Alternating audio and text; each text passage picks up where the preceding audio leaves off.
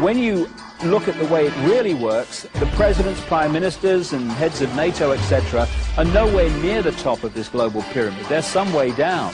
And they are appointed and manipulated into power by those above them that control the banking system, the media, etc., or those that operate in the shadows that I talked about earlier, who, no matter who's in power, what party or what name, the same shadow people are orchestrating events.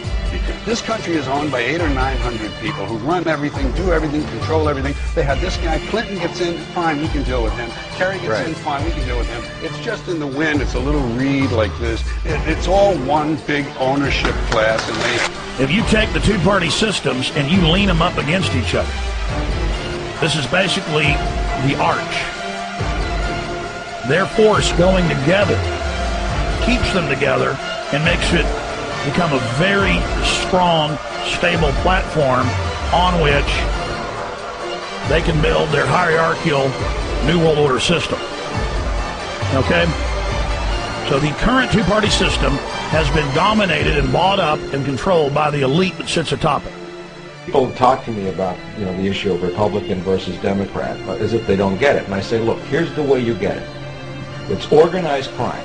All you do is you call the Republicans the Genoveses, and you call the Democrats the Gambinos. The people at the top, they treat it like a crap game, like it's their crap game, like they're making lots of money.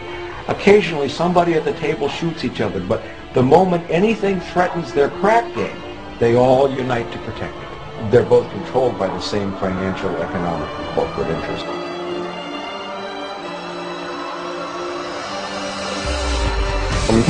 The word Illuminati comes from the Latin word illuminum or illumin, which means light. And so anyone who is enlightened or brilliant, and of course those who are the most enlightened are called brilliant. Well, it comes from Lucifer. Well, what we're really talking about here is Lucifer, the fallen angel, and they have picked up on this, the Illuminati. And the Illuminati, the illuminated ones, illuminated into knowledge that the rest of us don't get.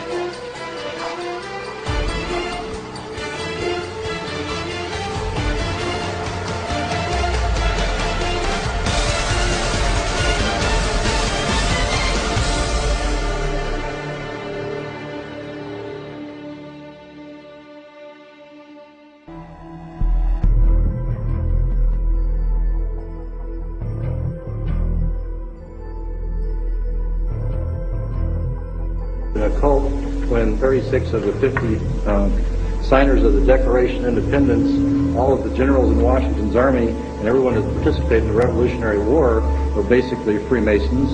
And if you look at how the foundation of the country was put together, it's on Masonic principles. 14 U.S. presidents, including George Washington, are known to be 33rd degree Masons.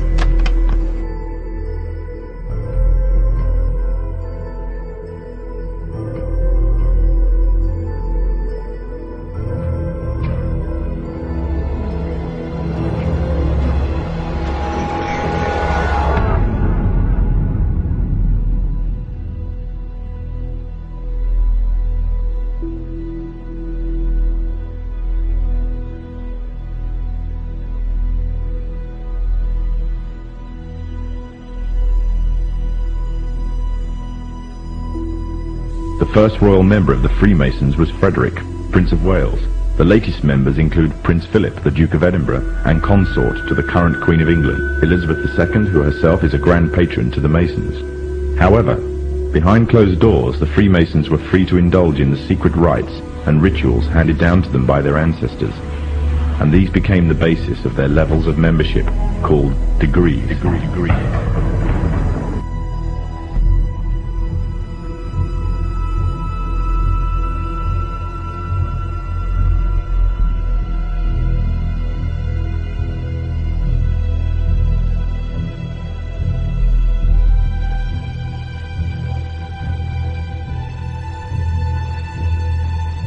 Among the former Bonesmen are three presidents: William Howard Taft, George Bush, George W. Bush, numerous senators and ambassadors, industrialists like William Whitney, CIA agents, State Department officials, and the publishing magnate Henry Luce.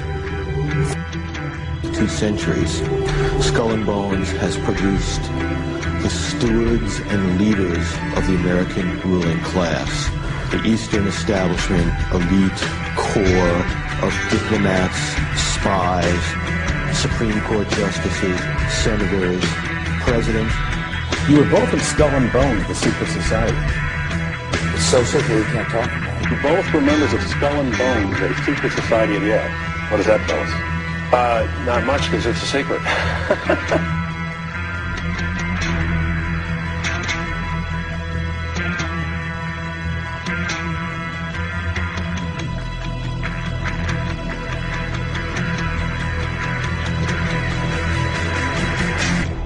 One might wonder, understandably, why the people that run the banking, political, economic system and the media in America should be dressed in long robes doing a ceremony to a 40-foot stone owl. I think we should be told. Bohemian Grove. There are many prominent foreigners like German Chancellor Helmut Schmidt, Ronald Reagan, Richard Nixon are pictured here in 1957 at the Bohemian Grove. Both men wrote about the organization in their public memoirs. Schwarzenegger is a reported visitor to the Bohemian Grove, as well as former President Jimmy Carter. While in New York, we ran into the Karl Rove of 4 administrations. David Gurdon, top presidential advisor. Ford, Reagan, George Herbert Walker Bush, and Bill Clinton.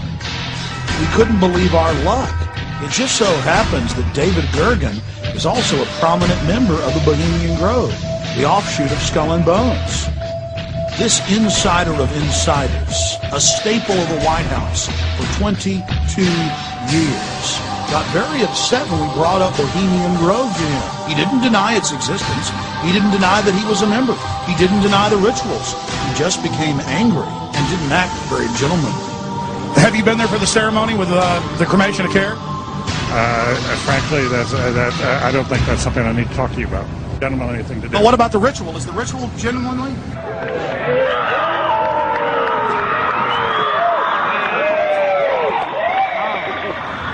Sir, everything. I don't owe you this comment. I know. This is what's called ambush journalism, and I disrespect you for that as well. So thank you and goodbye. Been in the ritual? It's none of your damn business. People are familiar with the more famous names that are connected to these secret societies, Henry Kissinger, David Rockefeller, etc., etc.